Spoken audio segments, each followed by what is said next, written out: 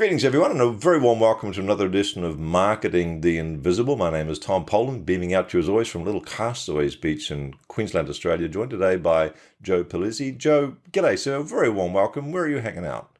Thanks for having me, Tom. I'm in the lovely city of Cleveland, Ohio, right on Lake Erie. And Joe and I were discussing before national treasures such as the Sydney Opera House, where he's been to Sydney a few times, and I was saying yes, but you got Drew Carey, so that's Drew Carey. Yeah, I know that's a tough one. Opera House or Drew Carey? Yeah, Price how do is you right. beat I Drew don't know Carey, which one right? wins. All right. For those who don't know Joe, he is quite extraordinary. Not just because of his business achievements, but because of all the work he's done with helping folks out for not for profit. He's the founder of multiple startups, including the content creator education site The Tilt, which is definitely worth a visit, folks. He's the best-selling author of 7 books, including Content Inc.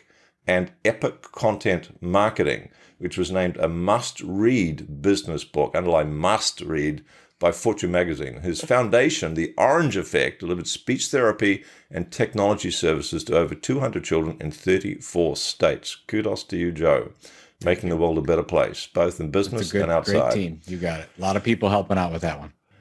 Our title today is Media is the New Marketing. Joe's going to share on that over the next 7 minutes. Joe, our 7 minutes starts now. Question number 1 is, who's your ideal client? Ideal client is content creators who actually want to be content entrepreneurs, that actually want to build a business model from all the content they're creating on whatever platforms they're doing it on. Yeah, people like you and me just can't help but create more content. It's kind of what we do, right? It Exactly. just comes out somehow. And a lot of folk like that. So tell us about the problem you solve. Well, if you're looking at just a content creation standpoint, they're trying to build a business. Right. They might be creating a lot of content, not building an audience, and it's a problem, especially if you got to put food on the table. Right. So there is a formula that we try to teach them. So we've got these people if they got to go to work, they enjoy creating content. They have their ideas machines, and probably hearing crickets when they publish it at the moment. So let's go to question 3. We're in 6 minutes left. What would you say some of the typical symptoms are of these folks that are putting content out there? What, apart from not getting any traction, what else is happening? Yeah, Tom, I mean, you hit the nail on the head. Usually it takes a long time to build a loyal audience that you can monetize. And what we found is generally it takes between 15 and 18 months until you get to a minimum viable audience that you can actually create a sustainable living off of. So they basically give up. They don't, you have to go the distance. So they're not building that audience quickly enough to monetize, or when they do build an audience, then they don't know all the revenue levers that they need to pull in order to create a business that will succeed in 1 to 5 years. Right. But I mean, I love the concept of content creation and marketing, because it's to me, it's what I call karma marketing. You're giving stuff, it's good karma. So let's talk about question 4 is common mistakes. So what I'm after here, 5 minutes left. We've got these people who are probably solopreneurs or entrepreneurs. They're creating content. Yeah. They're aware that it's not getting traction right now. Apart from giving up too soon, what are some of the other common mistakes that you see people making in this area? Yeah, so there's a couple things. One is they don't have what we call a content tilt. They don't have an area of differentiation that can break through all the clutter and differentiate themselves and actually stand apart from the competition. Basically, a lot of content creators create content like a lot of other creators, and so they're not building an audience. So that's probably the number one way. The second way is most content creators, whether they're marketers or content entrepreneurs, they diversify too quickly.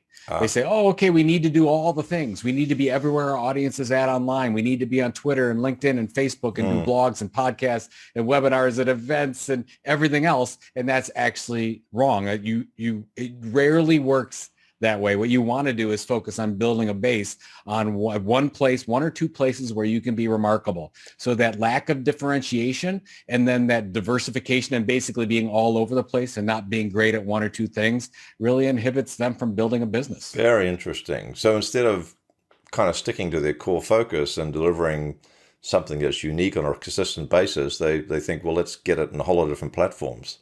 That's exactly right. I mean, and Tom, look at the average creator. They're just, we've got to be on 14, 16 different places. Right. But that strategy is about saying no. So let's say no to some things and say yes to a couple things and be amazing. I have to tell you, that would be a mistake. I'd definitely fall into that trap because it's so easy now with all these platforms. You go click LinkedIn, click Twitter, click Facebook, click this. Well, oh, cool. We've got to sprinkle around the internet like confetti at a wedding. Let's move on then to something else that's going to help folks. Question 5 is one valuable free action that someone listening to this could, it's like a step in the right direction. It's not going to solve the whole thing, but it might get them started in the right area. Yeah, I guess what I would recommend is if you're a content creator or marketer, create what we call a content mission statement. If you're a media company, we call it an editorial mission statement. Okay. So what we want to do is we want to list out on paper, if you can, who is your target audience and make it as niche as possible. What are you going to deliver for that audience? What are you going to deliver? Podcasts? Are you going to deliver videos on YouTube? What are you going to do? And then number 3, most important, what is the outcome for the audience? This is where everybody makes a mistake because we say, oh, we want to create a content because we want to sell more widgets. No, this is all about the audience. Right. What are we going to deliver to that audience? And how are we going to help them live a better life or get a better job? And you put that into a document called your content mission statement. And every time you create a piece of content, you review that.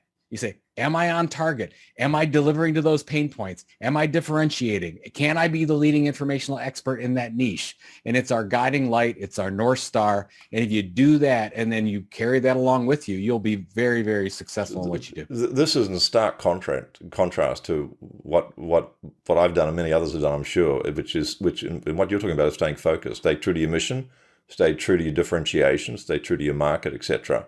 Love that idea, except for the thing you talked about putting it on paper. What is this paper you speak of? What is the paper thing? Well, I'm a goal. Yeah, when I set goals, I write them down. I think it's right. It's more how I don't like to put it on the phone. It's more physical, isn't it? Yeah, exactly. It kind of something more visceral about it. Thank you for that.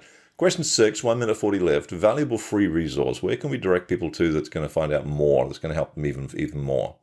Great. So here's a free ungated resource. You can go to thetilt.com/research. We researched 1,400 content creators and what makes them successful, what they did, how they built their business. We put it into a 20-page, 25-page free report. Basically, if you want to be a successful content creator, we tell you exactly what the best content entrepreneurs are doing. Fantastic. So that's thetilt, TILT.com/research. Go get it. .com. Yeah, ungated. Tilt.com. Share it around. Thanks for that. Fantastic. A minute left. Last question. What's the one question I should have asked you but didn't? Probably, why am I doing this? This is my 4th business. I sold Content Marketing Institute. Now I'm starting the Tilt. And basically 2019, I became a novelist. I was going to write mystery and thriller novels and decided to get back into this business because I love the idea of being an entrepreneur, being a content creator. And there's nothing out there telling them, here's a business model. Right. I've been through it. I have friends that do it. So true. So so I'm trying to teach. I'm a teacher now. I'm trying to teach them the business model. And there's a way that you can be successful and live the life you always wanted to live. Yeah, and do the stuff you love to do. Joe, thank you so much for sharing your insights and your experience and what's clearly a bucket load of wisdom. Cheers. Thank you, Tom. I appreciate it. Thanks for checking out our Marketing the Invisible podcast. If you like what we're doing here, please head over to iTunes to subscribe, rate us, and leave us a review. It's very much appreciated.